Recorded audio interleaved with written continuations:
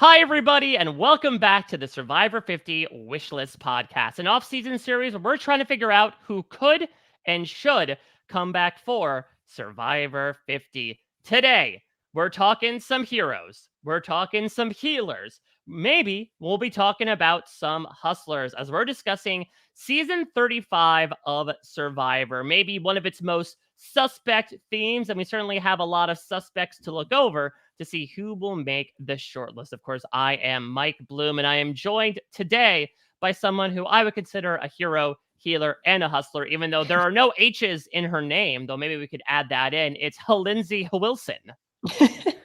Incredible. Yes, HHH, maybe the best and worst reason for themes to exist. I don't I mean, know. it has to be one of the goofiest themes I've ever seen on a reality TV show. Without a Like, doubt. like Brains, Brawn, Beauty. Yes, Beauty was this odd and Peggy hanger-on that's not exactly brumming up against the age-old conflict of Brain versus Brawn.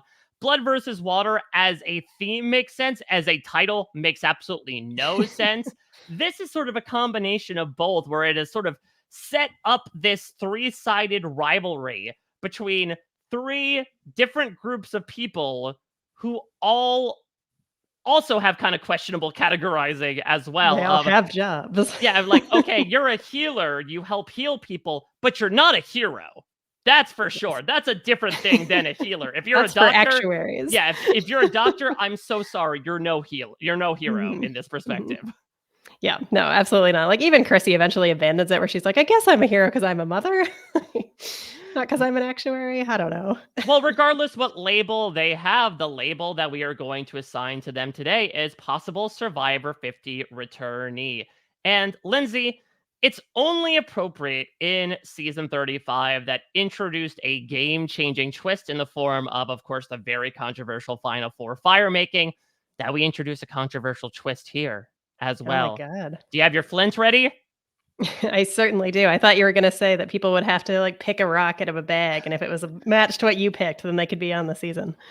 We have like the worst theme ever. We have the worst challenge ever. That was the Ever. loved ones challenge too. Season Yeah. 35 was kind of a weird season overall. I've said this before. Obviously, this is when I first started podcasting for the B&B and covering Survivor as a reporter. But I always felt like the first half of Survivor Triple H was meh to middling. Then it actually really picks up in the post merge, especially when we get that like secret alliance of four coming together. I would say through Ben idling out Lauren, and then sort of the church it up, Ashley blindside of it all. And then I think one of the reasons why people largely obfuscate the season, unfortunately, is because of the finale and Yes. the introduction of this last minute twist that ends up putting the wind in the sails for the ship that is Ben Driebergen, who has been this little dinghy navigating its way through the cruise ships once he becomes sort of the odds on target. And through a combination of idle plays and, again, a new structure to the format falling his way, he makes his way to the end and wins, albeit a bit controversially. And hopefully this choice isn't that controversial. Lindsay, we are expanding the courts here. We're Brr, brr, brr, doing what those cowards brr. in Washington wouldn't do. But we are now going to be, of course, in the past, over the past 34 seasons, we have decided that maybe 2, 3, but maximum 4 people would be allowed during one of these wish list podcasts. And then maybe we'll add other people on as wild cards in the roundup that I do with Rob. We're going to expand it out here. We're going to go to 5 people, a maximum Wow. of 5 from heroes, healers, hustlers onwards. And there's one big reason for this is that we are in uncharted waters when it comes to returnee discussions, because Game Changers, besides Winners at War, was the last opportunity for people to come on basically from these seasons. We had obviously 4 people come back in Edge of Extinction, but with the exception of David, those people had already returned. Again, we have the winners and Winners of War, and we haven't had a returnee season since. So that being said, it's going to be an incredibly large pool to pull from here on out. We're essentially looking at everyone who has not won in seasons 35 through 46.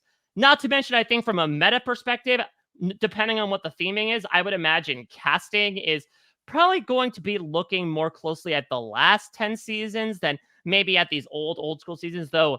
Again, please, my lips to the casting and producers' ears that please Yes. look back on those early seasons. Let's do some old school casting choices. But I would just imagine from a logistics perspective and a, casual audience recent memory perspective, we're going to be pulling a lot from the Heroes, Healers, Hustlers era onwards. So we just want to guess a little bit of a wider net, Lauren Rimmer style, to catch some more crabs here in these seasons from here on out. Because, yeah, Lindsay, I feel like the popular consensus is with this group and moving into the latter 30s. I think, again, just due to the returning circumstances, we have kind of looked over some really interesting cast members, even in a season like this, which, again, I think a lot of people have felt has been kind of marred by the ending. There's some interesting heroes, healers, and hustlers that we could talk about as possibly returning. Yeah, no doubt. I don't think this is controversial at all. I love this. There are a lot of people that I think were probably really worried they were never going to get a chance because there was talk of we're not bringing back anyone pre-season 40 ever again. So I think this is a good thing. I think this is great. And I just rewatched the season for the first time since it aired. And there were a lot of people on here that I could see us having an interesting conversation about. So I think 5 is maybe doable. Yeah, so let's briefly dote on that for a second, because I would imagine, again, this is a season that maybe not a lot of people went back to watch just because of how the ending rang on their palate. How does that overall flow go with you? Does it match up to the way that I kind of outlined it before, or do you think differently? I actually enjoyed this a lot more than I think I Hmm. did in the week to week, which was fun. Maybe just because like it felt like new Survivor kind of. So I'd never actually watched the journey before. I was definitely going into it with an eye toward was Chrissy robbed? Was this pure misogyny? People weren't going to give it to her because she was a mom, because she was a woman. And so I think that really informed my viewing. That was really fun. And yeah, I don't know. I think you're right. I think the beginning is pretty meh, where you're like, Katrina Radke's not even in this first episode. What Yeah. happened? All the way up to like Allie getting voted out is really interesting. I think it starts really picking up steam at the merge, and it was fun. I enjoyed watching this. I thought it might be a bit of a slog, but this was good. All right. Well, let's start getting into this group. And we will begin, as we always do, with the final three. And yeah, you mentioned Chrissy's perhaps controversial defeat. And we'll talk about the two men around her in Ryan. And of course, our winner in Ben. So, Ben, of course, does return for Winners at War, where he makes a deep run, makes it all the way to the finale. It certainly is not without some fireworks in true Ben Baum fashion, particularly his little rivalry with Adam Klein. But Ben has a surprisingly dramatic exit from the game where in Winners at War, some of these contestants kind of had secondary goals in mind because they had already won the game previously. Obviously, number one is $2 million. But for Ben, he just kind of wanted some friends. This was a guy who spent the last week and a half on the island being in an army of one, for lack of a better term, his back against the wall after he finds out that essentially everyone's turned on him. He plays an idol at 7, he plays an idol at 6, he plays an idol at 5, and then he wins final 4 fire making. So he is scraping and clawing his way through each and every moment in the game and isn't even really surrounded by people that necessarily want him to be there. That it was kind of like the continual obstacle to get in the way of their $1 million until he won it. So when he comes into Winners at War and a scenario is presented to him in the end game of, okay, just so you know, if you get dragged to the end here in the final 3, the jury is going to tear into you. They did not like you. You are not going to win this game. Ben decides in that moment that he would more so give a chance to somebody else to possibly make it to the end than get to the end himself and maybe get a shot at 100K, but much more so get a shot at just being torn down in a final tribal council setting. And so, again, a bit controversially, he chooses to step out of the game at the final 5. He essentially asked to get voted out. And so Sarah and Michelle and Natalie choose to do so. Ironically enough, some have said that maybe if Ben was trying to help Sarah, he actually should have stayed in the game instead. But regardless, Ben makes the choice that he does, walks out with his cowboy hat held high, but certainly not out of reality TV. For those that are uninitiated, Ben has been on 2 challenge seasons. He has been on the Challenge USA Season 1, and of course, the Challenge World Championship. So that being said, we have talked about some contestants, obviously, through these modern seasons in particular, that have jumped back to the big C of Survivor from the ponds of shows like The Challenge. Would you want Ben to replicate that process, Lindsay? Yeah, so I extra credit also watched season 40 because I was like, "Is there more? Is Wow! there?" Oh I my god, know. yeah, you That's right. are by far the person who did the most homework for this. Love homework, professional student, yes. But I was watching basically to say, like, is there more to the Ben story? And I think Mm, one thing that jumped out at me this time was that in rewatching 35 in particular, I think Ben's story, especially around his post traumatic stress, everything that he yes. went through being in the army, all of that was maybe what Marines, Marines, I think. He was a Marine, Sorry, yeah. yeah, Marines. Yes, exactly. Yes, him talking about that, I felt like that was very sensitively handled. I felt like that was very well done. Yeah, I think there was a lot of really totally important agree. stuff with that that I don't think I had picked up on as much maybe the first time. I think watching it in a binge, it felt like it was very well done. Coming into season 40, definitely it was like, all right, I need to make friends this time. He and Tony and Sarah got along so well. And yeah, and then it's just kind of this moment where he's like, you know what? Vote me out. This can be a move for you. And I remember that feeling so shocking, but he Mhm. also presented it like, I got what I wanted out of this season. People like Yeah. me this time. And I kind of feel like that's enough. Like it seems like he tied that up in a bow, moved on to the challenge. That's great. I don't know if we need to see Ben again. I agree. I also think that, and I talked about this a bit with Sarah as well, not to again put words in his mouth, but it did seem like Survivor does take a toll on Ben's Yes. mental health. I mean, you talk about again the PTSD, which I thought was so beautifully expressed in that scene where he hears the popping by the fire Hmm. in Heroes, Healers, Hustlers. But I wouldn't want to necessarily have him put himself in a situation Yes. that could be destructive to him. Again, he has shown that he can be on other reality shows, even though those challenge seasons in particular were more so skewed towards guys his age. And for what it's worth, Ben was never technically eliminated from the challenge. He actually got taken from the game twice due to injury and Oh my illness, God. respectively. So I would also say for me, and I will also put out a warning that, especially as we're getting into these seasons 35 onward, I really love these casts overall. I think casting is the strongest thing that modern Survivor has going for it. So, I mean, no offense if there are any cast members listening out there about whether or not they're chosen. It's not necessarily for me like, oh, I don't ever want to see them come back. It's also more so speaking from a production perspective as well, especially given these seasons where, despite us even expanding the short list, there's going to be a lot more people to pick from, a lot more possibilities. And I do feel like for Ben, like you said, that story feels like it has a bow on it from Winners of War and that he accomplished his secondary goal. And for me, also, when it comes to bringing back winners, I'm looking to, okay, the people I'm putting on the short list who are winners are either legends for a possible legend season or winners who were not on Winners at War and, should deserve another glance and maybe a different chance to see how they would do in the game that they were not necessarily given in 2020. Or if there are people who, for whatever one reason or another, I feel like there's some unfulfilled stuff to their story that I would want to see again. I would not say Ben fits any one of those categories. Yeah, I would agree. And I think rewatching the season to me actually was pretty good for my impression of Ben's game, where I think going into it, and I think the common sort of discourse is like, oh, he was handed idols, he was handed the game, he had the twist handed to him, all of this stuff. But I think in rewatching it, I was like, this guy was out there working really hard, hustling, you might say. There we And go. I think that was good. I was good to watch that. I feel like Ben played a pretty good game. Certainly it had its controversial aspects, but yeah, I think we got enough out of Ben. I think he did a great job. Carry on. Well, let's go from finished business to quite unfinished Yes. business.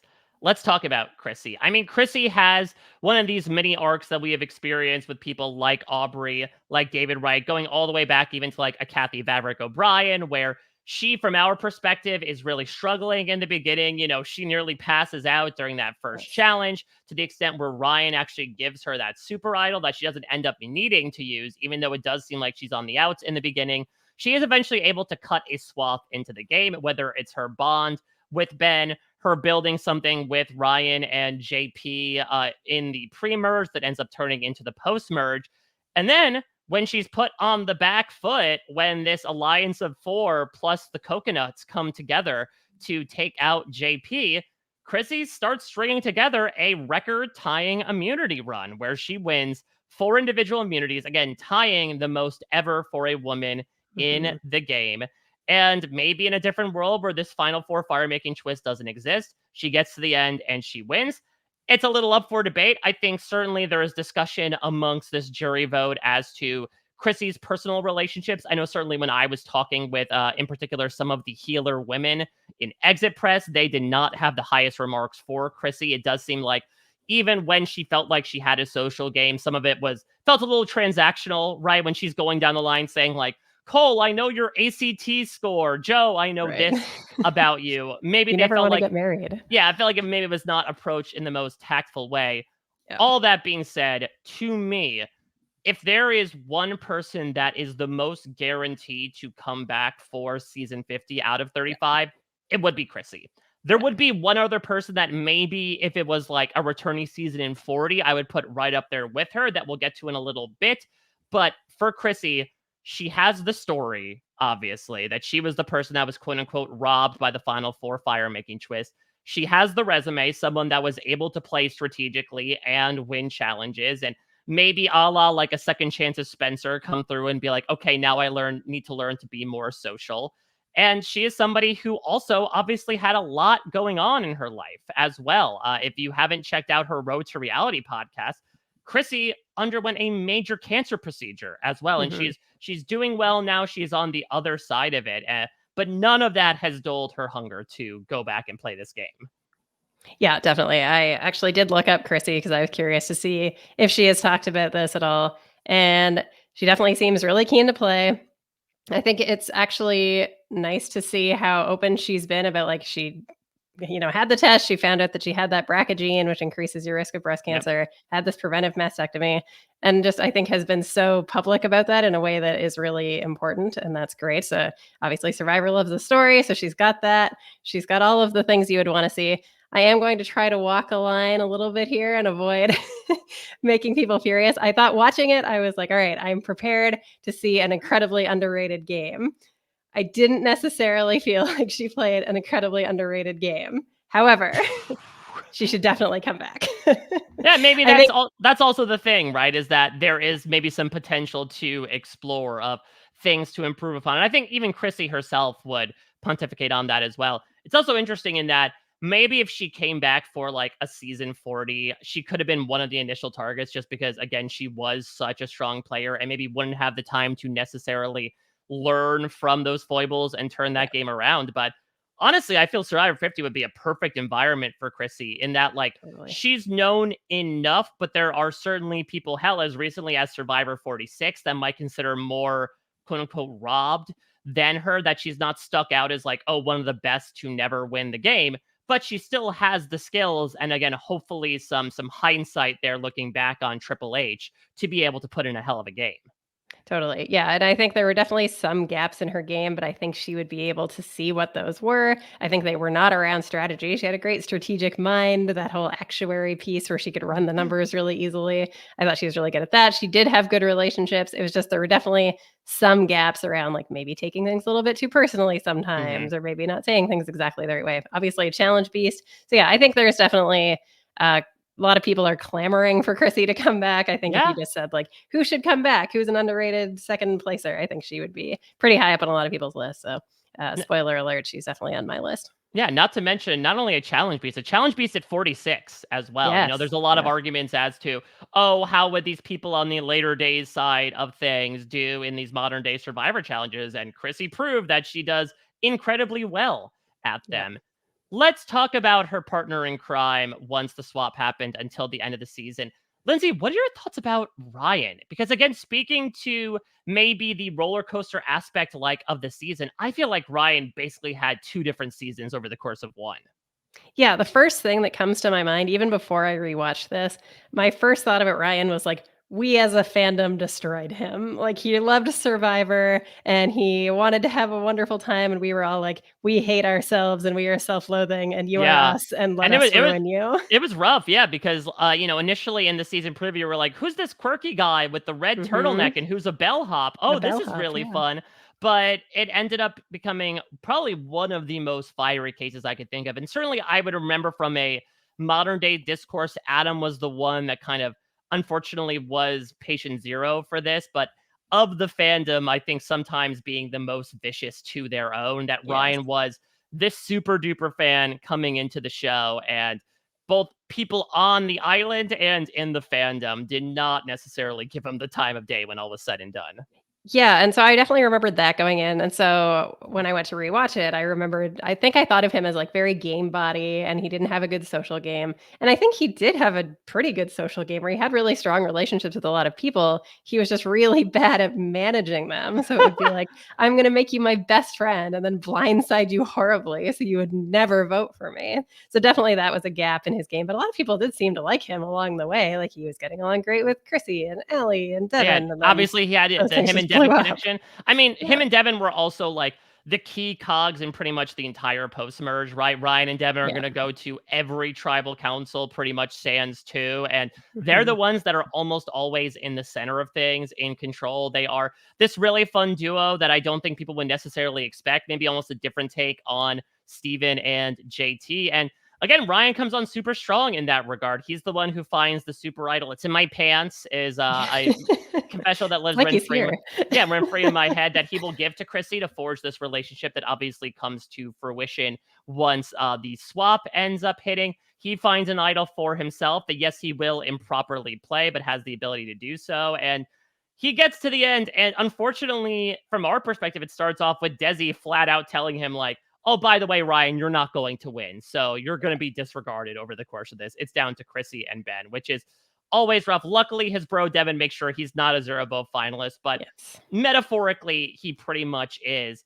And I go back and forth about it because Ryan himself is somebody who admittedly has not watched Survivor since his season, which is always tough, right? Someone that was just so in love with the game Mhm. that he doesn't necessarily want to watch it anymore. He said the mystique is gone in his Uh-huh. quarantine questionnaire, but he's also been busy. He went to law school.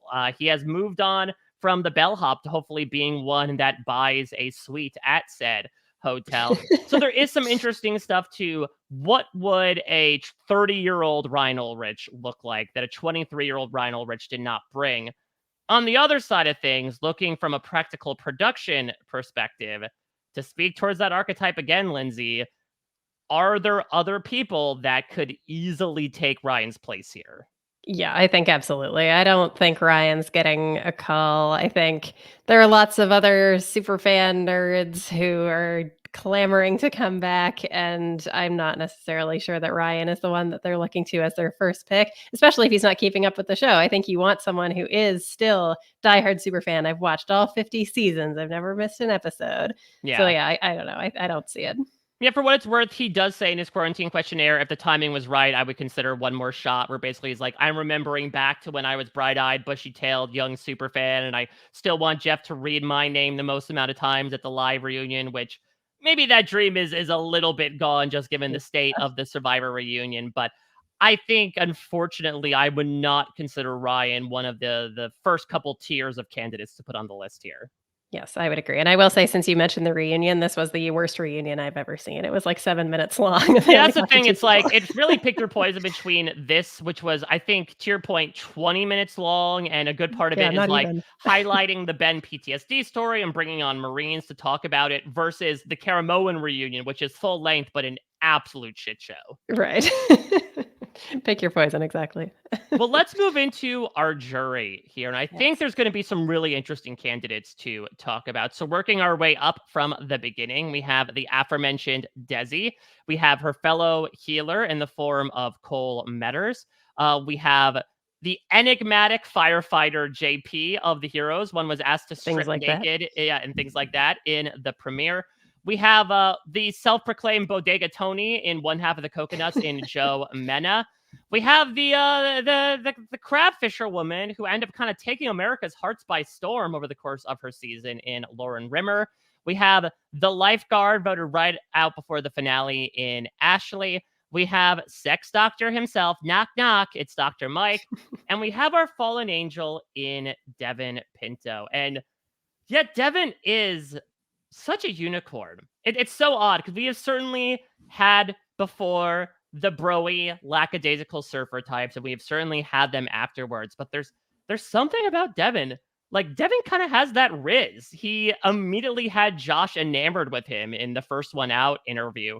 Everyone slowly fell in love with him as he just kind of took things as they came. He was the guy who unfortunately was given not an advantage. He was the guy who was given that epic shot of him lying on his back in pure starvation as the drone showcased his pure misery. But he was also someone who was incredibly well positioned throughout the post merge, even in a period of time when Ben kept playing idols and, trying to foist the target onto others. The only time Devin was really in the line of fire was at the final five, and he makes this awesome move where Mhm. Ben is claiming he has an idol. Chrissy says it's not true, but Devin decides to be a little cautious. He decides that he's just going to throw a vote onto Mike. Ben's going to try to vote for Devin. He plays his idol correctly. As a result, it's a 1-1 tie. And because he is locked in with Chrissy and Ryan, he goes from Ben pulling off what he just did with Lauren to him to giving himself a fighting chance and having his alliance get rid of Mike over him. It's a low-key, brilliant move that I don't think necessarily gets talked about for a guy that's a little low-key as well in terms of his impact on Survivor, I think. Yeah, Devin is someone who I think is very high on the list of people who would have been brought back if there had been a returnee season Mm-hmm. pre-new era stuff. I think definitely that move holds up incredibly well. Still Yeah. absolutely loved it. And then, Dr. Mike looking at him like, "Did you write down my name?" And he's like, "Yeah, I'm sorry." Like you feel that he actually does feel bad about it, but he's like, "No, I have so much game. It's an incredible move. I love it." You mentioned his charisma. It just like oozes off the screen. Totally enamored with Devin by the end of this rewatch. He's great. I absolutely loved rewatching Devin. He had so much game, so charming, delightful. I really think that he is in the conversation. Yeah, and you could argue that again, had this Final Four fire making twist not exist, obviously Ben gets easily voted out for a 3-1, and there is an argument as to basically whether Devin or Chrissy would win. That this is a guy who seemed to cultivate a lot of relationships, but again, the edit that we were being given more so showed Chrissy as like the outright strategic force. So maybe it would be like the strategy of Chrissy versus the social of Devin. I know that's kind of a black and white way of looking at their games and who would necessarily prevail. I think that Devin might get it, especially just given the way Yes. that the jury had viewed Chrissy. So yeah, to your point, again, if something like 40 was a returnee season, I could see that didn't involve winners. I could see Devin coming back there. He is someone who I'm not sure if he's actively kept up with Survivor. It seems like he's living a very happy life now. I've been checking his Instagram, and it seems like he's married with a child and is just having a joyous time. What should be noted is that back when he was booted at the end of 2017, Devin said that he would only play Survivor again as a blood versus water season with his mom. So the question is, Lindsay, how much are we taking Devin and his word here? Yeah, I don't know. I feel like it's probably one of those things where, like, when back in Panama, when Iris is like, "My mom is so important to me," and then several years later, he was like, "Yeah, Terry was right. Actually, my wife is the one I would want to talk to now." This feels a bit like that. Like maybe he would come back with his wife, or maybe he would just come back anyway. Now that it's season 50, who's saying no? I don't know. If we haven't heard him say specifically recently, I kind of think maybe he would come back. I also think, like you touched on it a bit. I think when people talk about Chrissy as being completely robbed by the fire making twist, I think Devin was going to get it, if not Ben. So I don't know. That's Yeah. just my personal take. Well, let's talk about the person that Devin was able to outfox in the end and tie up the vote against at the final five. Dr. Mike. Now, Hmm. I would say by and large, this is not necessarily like a huge, wacky season of Survivor, this may be one of the exceptions, Yep. from the first time when they're on the boat in the premiere and Jeff asks Mike what he does. He goes, I'm a sex doctor. You knew that this guy was going to become a character force in this season. And he absolutely was. As the game wore on, he ends up evading tribal council in the pre-merge, and he takes everything that's thrown his way on the chin, much like the dirt on his lessened yellow shirt over the course of the season. He's the one that when the healers are struggling, that is going to make this big play at Ben, calling him like the Statue of Liberty and also King Arthur at the same time. He'll I eventually think he get calls himself Statue of Liberty. He's like, that's what it is. America's going to take over this time. Yes. And so he does have these, again, colorful metaphors to talk about this quirky personality. And he does get brought into the fold around the final 7, where Joe's gone. Mike looks a little less threatening, and everyone's like, okay, we got to take out Ben next. And even then, Mike still has some chaos to his name, where Lauren has that 2 half idol thing going on and gives half to Mike, and Mike just throws it in the fire just out of pure mayhem. So I would say from like a strategic perspective, I don't know if Mike is necessarily someone you would want to bring back for that. He's a character. If he has shown from his many podcast appearances since, especially with Rob, he is absolutely shot out of a cannon at all times. And he also says that in his quarantine questionnaire when asked if he would want to come back. He says, I think about playing again every day. Every day, I think of new strategies I can use and new ways I can change and reinvent the game. I have not won yet. So yes, I would play again. And if I ever did, I would give the fans exactly what I think they want. Wow. It's like another Mike is here with me. Incredible. Us Mikes, Um, we just are able to channel each other so effectively. It's like the I don't know, it's like the upside down has those sort of fungal roots that reach out and all connect. The Mikes have that as well. This is just like that. Yes, exactly. In rewatching, I had forgotten what an agent of chaos Dr. Mike was, where I think I remembered, like, especially with his RHAP appearances, I think you're like, okay, he was wacky and funny and he talked about being a sex doctor and that was his favorite thing to talk about. But I'd forgotten all of these absurd things where just every now and then he'd be like, I'm kind of bored. I'm just gonna like throw half an idol in or in the fire. And like every now and then it seemed like he starts off the season being like, I want to be one of the best players ever. I want to play a perfect game. And then it's almost like he gets carried away by the fact that he wants to make good TV. So he Hmm. throws away half the idol, like for no strategic value. He's just like, oh, I've always wanted to do that. And it's like, well, Yeah. but should Well, you have? it also probably doesn't help that, again, he sat on his hands for the entire first Yes. half of the season, where he doesn't go to tribal council with the healers. And then on the Yawa tribe, it's like him and Cole and Jessica together. And then he's immediately put on the back foot once Yeah. Jessica, Desi, and Cole all go in a row. And so he immediately goes from like kind of laid back goofy to like feisty goofy. Yeah.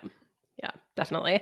Yeah, he gets feisty is a good word, I think. He definitely starts trying to agitate people. He turns into a bit of an antagonist, but up against Joe, where it's like they kept in the douchey guy or whatever to go back to Oh man, season that's a 35. deep cut. So Right? yeah, Oh my god. would Yeah. you want to see Dr. Mike come back for Survivor 50? He's definitely on the list of people that I have in my surprisingly long short list, where if we're just looking at characters, like Dr. Mike is absolutely a major character, especially down the line. I Hmm. think he is worth discussing further. I agree as well. I think he is one of these standout characters of Survivor, Heroes, Healers, Hustlers. I am intrigued. Obviously it's 7 years ago, but if you were to ask somebody, who do you remember from this season? It would probably go like Ben, Chrissy, and maybe Dr. Mike as third, which goes to show again kind of the staying power of his character. He's someone who is obviously incredibly hungry to come back and would provide that sense of chaos. Almost like when they brought back Debbie for Game Changers, that you kind of knew what you were getting in Right. seeing her do it again, even after she had the opportunity to watch back her game and see if she could change it from there. I still think Mike would bring what we think he would bring, considering, again, the way he has conducted himself on podcasts since. Yeah. And I think he fits in well with the like new era villainy kind of thing that we need, where it's just like silly antagonizing people as opposed to, burning socks or whatever. Let's talk about Lauren Rimmer, because Rimmer fever was blazing during the Yes. fall of 2017. This was someone that I think coming in, a lot of people thought would probably be an early boot. She is someone Definitely. that kind of sticks out like a sore thumb, where, yes, she is only 35 years old, but she's kind of like it's her, Mike. It's her, Mike. No, sorry, it's her on the Hustlers tribe, and then she's just kind of surrounded by a bunch of young people, and Yeah. so it's almost like, okay, she's gonna stick out too much. Again, she's not old; she's older. She's 35, but like any reason to get rid of somebody early on. But instead, the tribe kind of rallies around Lauren to the extent where Lauren seemingly is the one to lead the charge to kind of turn the tide and get rid of Patrick, and she has forevermore kind of vehemently put in the meme of not trusting redheads into the Survivor lexicon. I remember in 46 when, everyone on and off screen were warning people about Kenzie. Like, did you not listen to Lauren Rimmer? Don't trust the redheads. Maybe that's one reason why Kenzie had to dye her hair after her win. But Hilarious. Lauren was someone that held a surprising amount of power in the game. Again, we get to this point in the men merge when her, Devin, Ashley, and Ben all go on this sort of like double date throwing a reward, and they say, all right, we're all going to work together now. We're going to flip the game on its head. Chrissy, Ryan, JP, they're too powerful of a trio.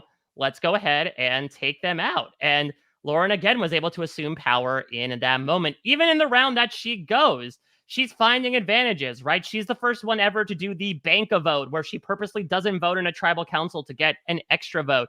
She's the one who finds this weird half idle thing where like half of it was at a challenge and she had to give another half to somebody else, and Dr. Mike destroys it, much like her game is destroyed when her friendship with Ben obviously breaks apart when she is part of the whole group of turncoats to eventually get rid of King Arthur, or at least try to. And he sends her out with one single vote. The first time in Survivor history that someone was idled out with just a single vote. So Oh, in the moment, people were understandably, me as well, I'm sure you too, Lindsay, in love with this. This was a very different type of person that we usually see dominate the game of Survivor, especially in that era. And so people were chomping at the bit to have her back. Maybe it's due to this season being 7 years ago, or due to Lauren not really having much of a social media footprint and not really participating in the discourse. But it does kind of feel like, Lindsay, the clamor for Lauren Rimmer has kind of faded away in the past half decade. yeah, the thing that struck me while I was rewatching is I do think that Lauren was superseded by Elaine. I think that Yeah. she got sort of carried away by that and just sort of got forgotten a little bit. Just recency bias being what it is, and then new era. And who remembered her? Even I had forgotten about her. I forgot about the white hat and it magically staying white. Yes. Forgot I about love all that of compared that. to Dr. Mike's shirt. It felt like almost a laundry commercial of like, don't try this detergent. Look at your yellow shirt. Try this one. Her white hat stays clean through, what was it, 33 days? Right, exactly. Yeah. And yeah, she definitely had more game than I remembered. Like you were talking about, she kind of flips it and makes it so there's that 7-person thing where she's suddenly saying, like, all right, we 7 are obviously not all making it to the end. Let's flip this game on its head. And she was really leading the charge on that. And I had completely forgotten that. I thought she was just kind of a folksy, fun character that we all loved, which she absolutely was. But she also had some game. And yeah, I really do think that it was just someone like Elaine came along, and probably there are others who I'm forgetting, but Elaine is who comes to mind immediately as like she sort of replaced Lauren in our hearts as far as that archetype goes. But I will always remember her talking about the horseshoe crab thing in the Oh, preseason. yes, absolutely. That was like the horseshoe crab mating, I think it was, or the blood. The blood, you could use it for like medicinal That's what purposes, it and they was. have some like Yes. very specific healing powers.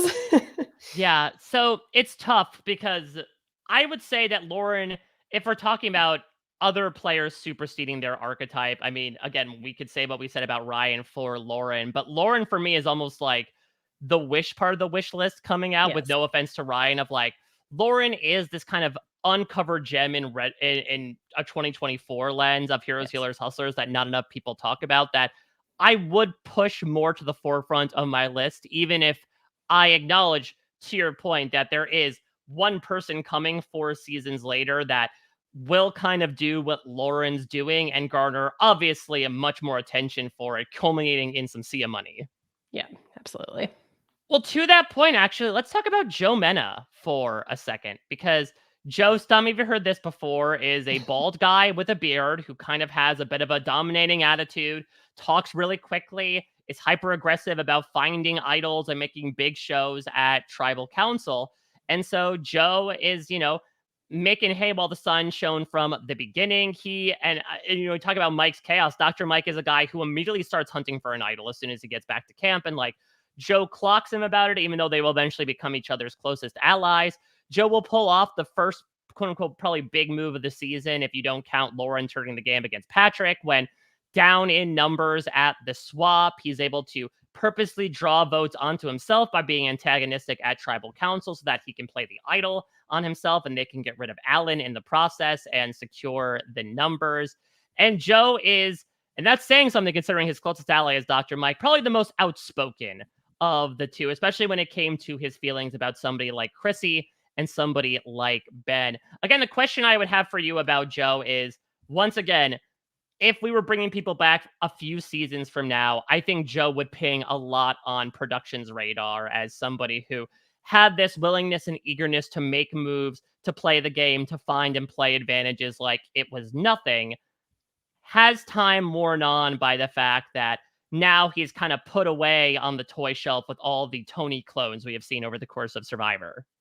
Yeah, I think definitely the latter, where I think he really it's almost like he did himself a disservice by leaning so hard into the Tony comparisons, Mm, because coming into my rewatch, I was like, "Yeah, he's the guy who's just wanted to be just like Tony, and he even kinda looks like Tony." And then he doesn't really land for me, at least. mm, He's not constantly out there finding idols, he's not making spy shacks, he's just kind of like Tony without the charm. Like, everybody talked about how much they loved Tony, and it was like, in spite of myself, he was super annoying, but I liked him anyway. And this guy, it was just like, "Oh, you were so mean." And like, he gets into an awful argument with Ben, questionable whether he actually said like mean things about Ben being in the Marines right mhm, after we got shown stuff about Ben's post traumatic stress. Whether that actually happened, unclear in the edit, but like, that's not good. That's a tough look. He's mhm. quite mean to Chrissy. He doesn't get along with, like, at times he's trying to be nice to Desi, but Desi's like, "This guy is tanking my game." And so, I don't know. I feel like he does get sort of overlooked, I think, for some of the other Tony clones that maybe pop a little bit more.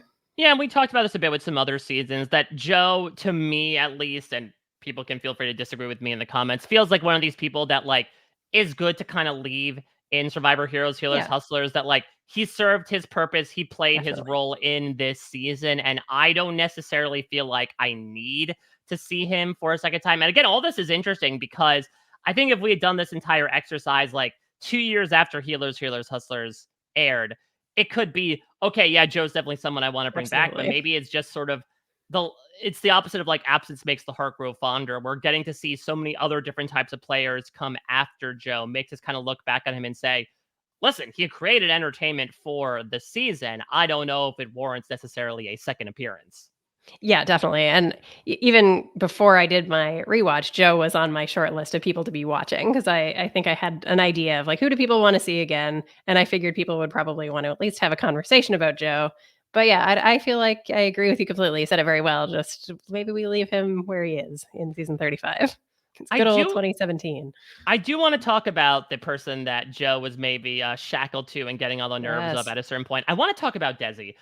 And Yes. I would imagine if you're only a Survivor fan, you would be like, why? I would say of the healers, perhaps besides Rourke, Desi is one of them that had the least amount of airtime, where I believe she wins the first individual immunity and then she loses the second one and they vote her out basically because of it. It's a little bit of a confusing vote, if I do remember correctly, where it's like surprisingly scattered. But other than that, and some choice quotes about Chrissy in her postseason press, Desley, I think, has largely gone a bit unremembered in the course of specifically Survivor. However, this is where we However, bring the challenge back in.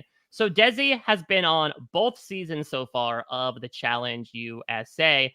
And honestly, from my perspective, this seemed to be much more of a preferable show yeah. to her, where in the first season, she is someone that is able to dominate from a physical perspective, obviously very well respected by her competition, and is able to rack up a nice resume, and honestly gets out of the game in an incredibly stupid bullshit way where, Yes. she's randomly assigned the Meow Meow Enzo as a partner in the final for a swimming leg where Enzo refuses to swim and ends up quitting the game, and Desi is dragged out by proxy just because she was partnered with him in that moment. Even though the rest of the final, they had an uneven number of people and had one person run a leg by themselves. Desi had to go out with Enzo, and she was so devastated. She Mhm. luckily gets a second chance in season 2, where it goes even better for her. She does have a couple of moments of struggle from like a mental health perspective, but she puts together an incredibly dominant game as part of a group of Survivor girls that pretty much runs the entire season, makes it to the final, and beats her allies plus a challenge veteran to win the season. And so, on the one hand, it's a little bit like, okay, Desi's popping for me more on screen than I would think. And I also was surprised looking at her quarantine questionnaire, even before all that, when asked if she would return again, she put in all caps, absolutely. It was the Oh, experience good. of a lifetime. I often describe it the same way women with multiple kids describe childbirth. While in the moment, I was often miserable, but after the fact, I fell so in love with the experience that I wouldn't mind doing it over and over again. So on the one hand, there is maybe something interesting, as we talked about, with a good amount of challenge veterans as to, okay, what would Desi bring now that she has a challenge championship under her belt? On the other hand, I feel like from my perception of watching her on the Challenge USA season 2, the thing she struggled with the most was lying and deceiving people. She really, and she even expressed that to me in a post-win interview, was like that she did not necessarily like having to go back on her word that she promised Tori something and then ends up voting her into elimination. And so, again, I would love to see Desi on my screen, and maybe in the section towards the end, I will just say, like, put her permanently on the challenge as a staple because she's an absolute beast in that regard. On the other hand, I don't want to necessarily like revoke her the opportunity if she is so adamant about playing. But given all that, part of me is saying, like, is Survivor really the game for you, Desi? Yeah. Desi was someone who I very much had my eye on in the rewatch, where I didn't watch the season that she won of the challenge, but I did watch the first one where she Hmm. got absolutely hosed, and couldn't agree more. Her sobbing and like begging Enzo not to quit, heartbreaking. So I'm so glad she got to Hmm. go back and got to win. And I'm also very happy to hear that she had a good time on Survivor. That makes me very happy. Desi seems like a wonderful person, Yeah, and just from congratulations to her. all Recently married at the time we're talking. yeah, and just, like, watching the final tribal council, she's sort of like everybody starts picking at each other in this really unpleasant way, and she shuts it down and she goes, "I just wanna remind everyone, this isn't real life. You can still trust people when you get out of here. You can still live your life, and just I want you to remember that." And I was like, That's "What the a pageant girl in her, healthy is it not? person." Right, true, yeah, yeah, yeah. So, yeah, so I was definitely watching for her because I know there are some people we're putting back because of what they gave us and their first time out. Desi for me is someone where I'm like, could you give us? I think she has so Hmm. much potential. She's a huge question mark. She's had Yeah. more time on reality TV where maybe she's gotten better at like the confessional game, or maybe she's just gonna pop more, like knows how to talk to the camera in a way where maybe she would be shown more. We saw a little bit of the challenge dominance, like she wins. I think the first immunity of the season is hers, the first individual Hmm. immunity. And like, yeah, I just think she has that skill set. Very glad to hear she had a good time. However, if she was struggling with the trust part, I didn't know about that. So maybe, I don't know, she's another one who I think she was definitely on my short list of people to consider, Hmm. but is she one who we maybe wanna think about letting her protect her peace? I don't know. Yeah, let's see. We can definitely talk about it towards the end. I don't Yeah. want to necessarily broad brush Ashley, Cole, JP are like part of our like resident young hot squad here The on the jury. I bronze. mean, Cole is definitely somebody that had a major impact in the pre-merge. Definitely one of the most visible characters, even though he doesn't go to tribal council, of course, with his showmance with Jessica, with him passing out in the fire, nearly towards the fire during that one point, and then being taken out right after he gets into like that wrestling match with Chrissy over the Yes. idol that's under the flag. JP was like a walking meme back when Survivor Twitter was kind of coming alive. And Ashley is someone that I always kind of had a soft spot in my heart for. Was she the biggest character or personality? No, but she was always someone that I think was always like a good go with person, was somebody that kind of got unfairly lumped in with JP in the beginning of the game, but then got in good with other people, got close with Devin, obviously, with everything that was happening at the swap, and was able to parlay that into a pretty good showing. Do you have any thoughts about any of these three? Because all that being said, I don't necessarily know if any of these three would necessarily be considered for 50. Yeah, I don't think we need to spend too much time on any of these 3. I think Ashley and JP, arguably the most boring showmance in Survivor history. Like, it's not even real, really. We just get kind of like a innuendo double entendre thing that landed on the RHAP soundboard from Ashley. But, like, that's kind of it. But yeah, I agree. I think I enjoyed watching Ashley. Thought she seemed like she had a little bit of, gas in the tank or whatever. Cole was funny to watch because he just, like, couldn't keep his mouth shut. He thought he had so much game, but would just, like, blurt things out immediately. Everyone hated how much he ate. Thing Mm-hmm. where he falls down, that was kind of entertaining. But yeah, I don't know. We don't need to see these people again. All right. Well, then let us move into our final group here, the pre jury. And this is an interesting group of Yes. characters. So, working our way up from the beginning, we have former Olympic swimmer and first one out, Katrina Radke. We have Simone, who I think is most well known for what, like pooping in the ocean and announcing it, Yes, maybe. that's right, We yes. have, of course, the kind of like man on fire, and not only his hair, but like the way he was behaving in Patrick. We have almost similar, a chaos agent in former NFL player Alan Ball. We have, of course, someone who has become a podcast guest staple here on Rob has a podcast after her boot in Rourke. We have Allie Elliott, who is someone I definitely want to talk about as someone Mhm. who had a little bit of a shock boot, as someone who was such a vocal part of the narrative for the first half of the season.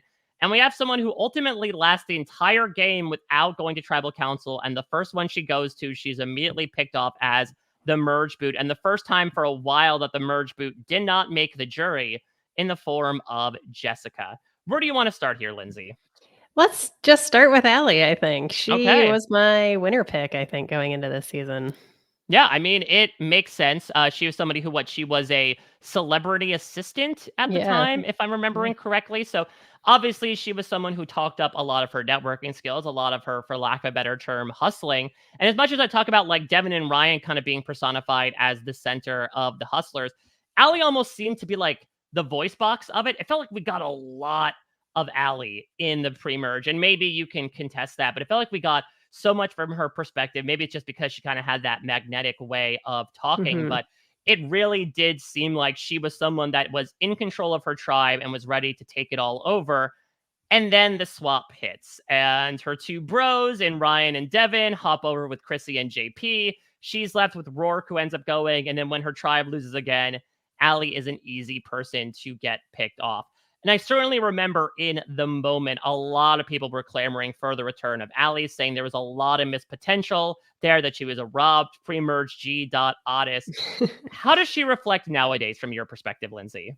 Yeah, I think she was great. Definitely, we got a lot of her in the pre-merge. She was a really good narrator for what was going on. She had that relationship with Ryan that was a bit surprising for me to see. I'd forgotten that she's just like completely the reason her game gets tanked, or certainly she feels that way.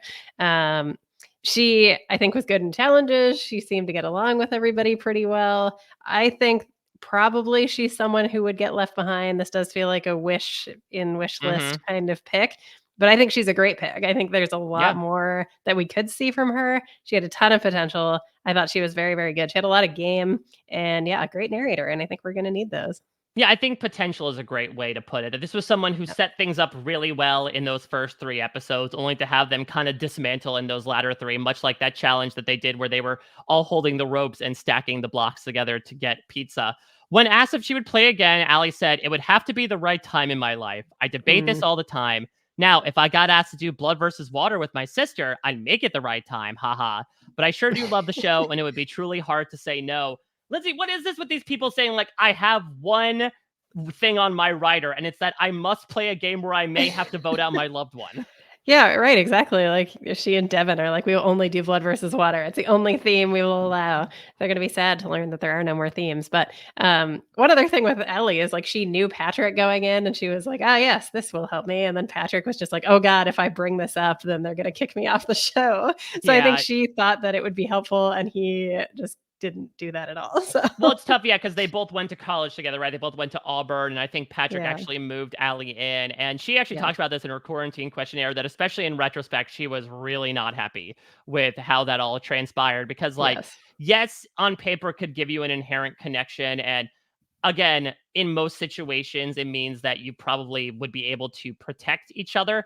But Patrick was such a wild card at yeah, that point that Allie felt it was kind of dragging down her game, where she eventually just definitely. cuts bait. And when Lauren's like, oh, it's time for him to go, she's like, sure, that's fine. Go ahead. I have much better prospects to go to. No, I'm moving into a new house right now, Patrick.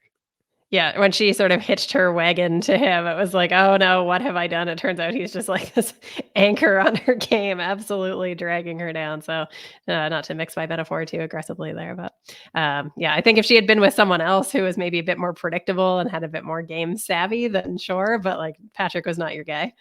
How about Jessica Johnston? And it Yeah. sucks because Jessica's narrative, and you can speak to this more so, Lindsay, does feel it was almost entirely centered around this flirtmance with Yes. Cole.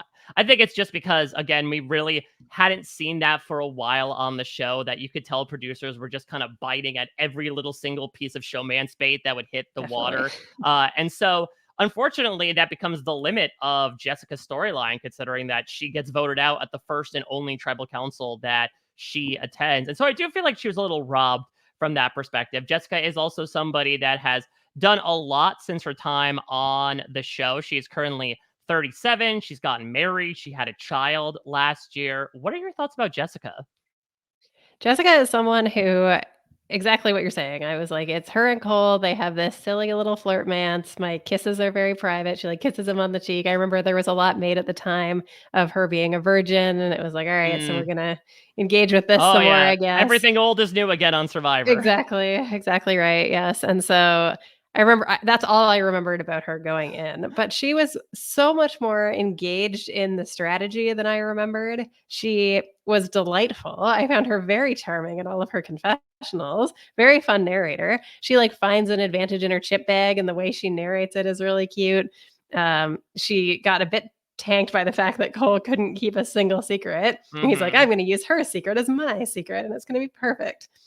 So I think maybe if she hadn't been connected to him so much, maybe it would have played out better for her. But Jessica's actually someone I would be maybe interested in seeing again. And I don't think I thought that coming in, but she was really good. She seemed like she had some game and like her engagement in it was really what struck me. It was like she seems like she loves the game. She seemed like she's having a ton of fun out there. I don't know. I think there's something here.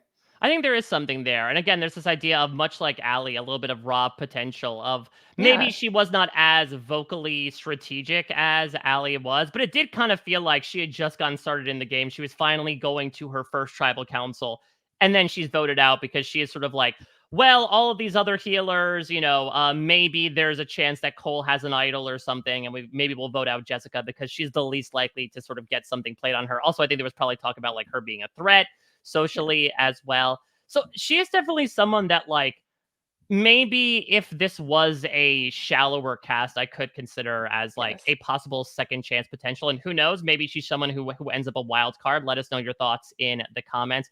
I think compared to other people on this season, I don't necessarily see it, but she yet again, I feel like her or Allie could kind of show up on that Hmm. fictional season 40 as in every returning season when it's like, oh, here's sort of a random pre-merge to mid-merge young woman who's Uh-huh. beautiful in a bikini. Like, I feel like one Right. of them could have showed up and filled that spot if that had happened. Yeah, exactly. Because then you can portray someone like Jessica as like she flirted her way out of the game, just like Andrea or whatever. So, yeah, I could definitely see that she fills that role for casting. But yeah, very much surprised by how much more there was to her game, and I'm glad we are giving her her due here. Someone that I have heard talked about for a little bit as, someone I would like to see again is Alan Ball. I think Alan Really? drove everyone kind of up the wall in the moment where I think the first episode is called like I'm not crazy, I'm confident, and it was quoted by Yes. Alan when he just goes absolutely bananas in the first episode where again he accosts JP and Ashley at night being like, "Oh, are you scheming with each other? You have an idol. Show me do a strip search, take off your pants, show me you don't have an idol. He goes into a bit of a diatribe at tribal council as well, which I think in the moment kind of led people to believe, oh, maybe Katrina's not going to be the one to go. She still ends up going. And for someone that caused as much fireworks as Alan in those first couple episodes, it's a little surprising that he ends up kind of basically idled out of the game and actually kind of outdone by Joe in being such a big showman at tribal council in the process. Unfortunately, for those that are interested in seeing, maybe a season of former athletes coming back, Alan did say in his quarantine questionnaire, I think the first year off the show, I probably would have returned. Now, not so much. I just don't think I'd want to be gone for that long again. Well, it's not as long now, so something to consider. There you go, Alan. Yeah, I don't know. Alan, for me, was someone who I remembered that he had this kind of blow up thing with Ashley and JP, and I remembered it being silly and kind of based in nothing. But Yeah, then I thought to unnecessary. myself, we've sort of interrogated Survivor editing. Perhaps this portrayal of Alan was not actually accurate. And I was like, no, it does seem like he was kind of doing this on purpose. Like he says repeatedly, he's like, I know there's nothing going on. I just want to cause a Yeah. little chaos And him here. being like, by the way, they're a power couple. I just want everyone to know it. Pay no attention to the actual power couple in Ben and Chrissy. Right, exactly. Yeah, he was just like, all right, I guess let's just see if this is anything and try to like shake something loose from JP, literally. Oh boy. Well, speaking towards the other four briefly, again, I don't want to necessarily broad brush, but Rourke, I absolutely love her. She's again a fantastic person to talk reality TV with. I think, unfortunately, from an editing perspective, she, like Jessica, goes in her first tribal council, gets pretty swap screwed, and I think, unfortunately, is a little unmemorable because of that. Patrick is a big character, but I think much like Joe, is somebody that could kind of live in this season in his wild 3 episodes, and it's not necessarily somebody that I would want to see come back for a second try. I would much rather see Alan's chaos or Dr. Mike's chaos than Patrick's chaos. And then Simone and Katrina, unfortunately, they both seem like lovely people, but I really do think if you look back on this season, they are probably two of the least remembered, and conveniently enough are the first two boots from it. Yes, I would be very interested to know if Katrina has the fewest confessionals of any first boot in Survivor history, because I don't think she had any. Yeah, considering that it was basically like, Maybe oh, one. she's lumped in with Chrissy, and we're going to Yeah. vote Katrina out. Yeah, they were like, oh, it's the mom squad. And then apparently talking to Chrissy after the season, she was like, no, that was just like a thing they said to give a reason. Yeah, exactly. Yeah. Well, we have a lot of reasons to give, Lindsay. And so the time has come. So you talked about your ever-growing short list, but let's shorten it up a little bit. So the good Yes. news is we have up to 5 people to put on here. Let's talk about maybe a couple of communally agreed names. Chrissy is on the list. Yeah, Chrissy has to be on the list, no doubt. I think it's in the back of my mind that there was like an RHAP survey, something where it was like, who should come back from season 35? And Chrissy was like number 1 with a bullet. So even the fans want her. So let's put Chrissy on the list. Why don't you offer up another name here for discussion? Okay, can we pretend that Devin is open to playing Survivor, even if it's not Blood versus Water? Or are we taking him at his word that it must be Blood versus Water with his mom? You know what?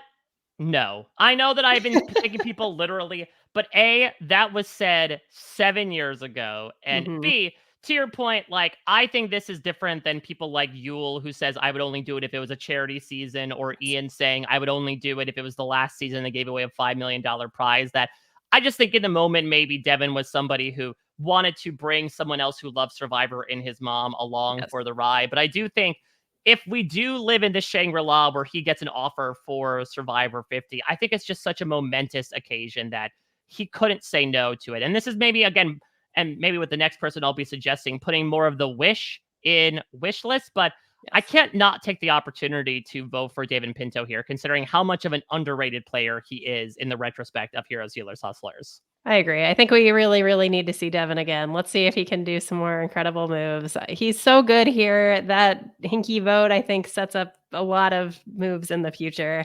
This is an important person. Let's bring him back. How about his fellow hustler in Lauren? I think we made the case that were it an actual thing, there's a chance that someone else or maybe a couple of other people could get cast over her. But again, I'm taking this opportunity to be like, let's put her on the ballot. I would be intrigued to say, because I would imagine that Elaine's going to make the ballot as well, who sort of Yes. outperforms here. And I just want to give the community an opportunity to fall back in love with Lauren like we did 7 years ago.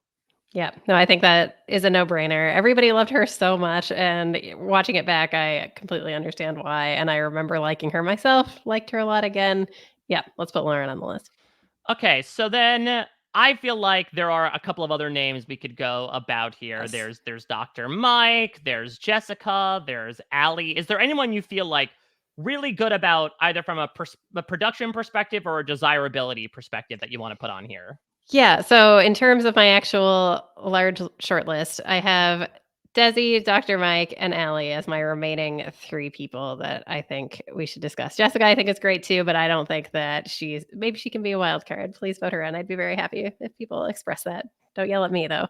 Um, yeah, so I think those are kind of the 3 that I would like to discuss. Do you think Desi is like, should we leave her I in challenge land? Yeah, I'm gonna leave. I would advocate to leave Desi off for now. If it turns out in Mhm. the interim that there either this groundswell of movement, or it turns out that Desi herself is like, no, I want to do Survivor, please Yes. let me back, then maybe I would consider it. I But think you will I hear from Chappelle about this. Oh, absolutely. But any excuse to talk to Chappelle is a good one. I am definitely good with Dr. Mike. I feel like out of those remaining 3 people, Mike probably stands the best chance of getting asked back, considering how big of a character he is. And yeah, I go back and forth on Allie. I think that Allie would be somebody that, from a production perspective, would probably be the least likely out of these 5. Mhm. But then also speaking to, again, the quality of why we expanded in the first place, which is like, here are some of these players who never got the chance, and especially for Yes. Heroes, Healers, Hustlers, were kind of lost in the sands of time a little bit. Allie is somebody that could be a very interesting pre-merger to bring back. Yes, I completely agree. I think she, again, is another one of these ones that's a bit of a question mark. She has a lot of untapped potential, still young, still great. I think she could do a really good job. So I think Allie, to me, seems like the right person to round this out. Okay, let's do it. So yeah, we ended up expanding to 5, and we made good on the 5 right now. So the following 5 people with their ages will be added onto the short list. We have our runner-up, Chrissy Hoffbeck, 53. Our fallen angel, Devin Pinto, 31. The guy he got rid of in Dr. Mike Zahalski, 50 years old. We have, of course, one of the fan favorites of the season in Lauren Rimmer, 42. And then finally, we have one of our pre-merge queens in Allie Elliott, 31. Last but not least, Lindsay. Now, some of our other players have dabbled into these categories already, but is there anyone from this season that you would want to see on another reality show besides Survivor? So I was trying to think about this ahead of time, and I was like, I am so unfamiliar with most shows. However, I did have the thought, how funny would it be to put Lauren and Patrick together on The Amazing Grace? Oh my God. Team Red Hair do care. I mean, that would be incredible because Patrick, again, he was the one that seemingly would step up and be like, nope, I played baseball. I know how to do this. And Lauren's like, I played what, center field for all these years Yeah, and for like 20 nobody's years. regarding me for it. So I think it makes for the perfect, kind of toxic, but like sometimes entertaining dynamic of the guy that insists he knows he can do everything and the woman who's like, no, please, I can do this too. Just give me a chance. I Yes, and think then obviously, Desi just put her on the challenge forever because she's a queen. Yeah, absolutely. And I mean, listen, maybe she would not want to necessarily do that, considering again that it kind of seems exhausting to network and especially again to deceive and backstab. But also the challenge proper is all about who you know and maintaining Yes, those relationships. So I don't know how much Desi would actually have to backstab if she moved on to challenge proper. true. Yeah, only if she wants it. If she wants it, give it to her. Let her have whatever she wants. And put Jessica on as one of the medical staff on Yes. Survivor. Like, with no offense to Dr. Will, I think it could be fun to just have like a random alum show up as one of the doctors when someone has a bad fall a la Cole. Yes, and what a ray of sunshine on the actual show. I think she was Yeah. quite delightful. So, like, yeah, let's have her there to brighten up the sad times. Well, this was absolutely delightful, Lindsay. Tomorrow, we move ahead with a newly bolstered wish list, but the question is, will the 5 be applied to Survivor Ghost Island?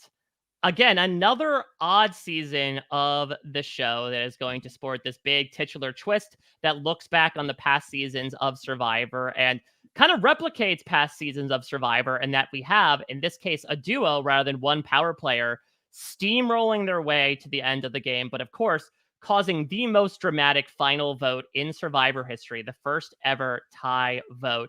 Lindsay, I'm intrigued from your perspective. Who would be on your short list to come back from the cast of Ghost Island? All right. So I feel like your slam dunk is going to be Dom. He's probably gonna be definitely in the conversation. I think Kellen would be someone great to talk about. Speaking of Road to Reality, like let's talk about her. Yeah, I don't know who else is even on that season. That Laurel should be there first tie breaking vote. Well, we're going to talk about them all 20 contestants, as I will be joined by the Purple Pants badass himself and someone who is Ah, occupying a slot on our ballot currently in yes, Bryce Isaiah. Considering Bryce and Wendell's relationship, I am really yes. intrigued to see what he has to say about Wendell, about the cast of Ghost Island. Maybe he'll have some choice words to me about the Desi of it all if word gets back to him. But regardless, he and I are going to be talking about it tomorrow. And certainly let us know your thoughts. Was there anyone that we left off the list that should be brought back as a wild card? Please sound off in the comments. For now, Lindsay, this was such a great time. What would you like to So plug for fun. the people out there?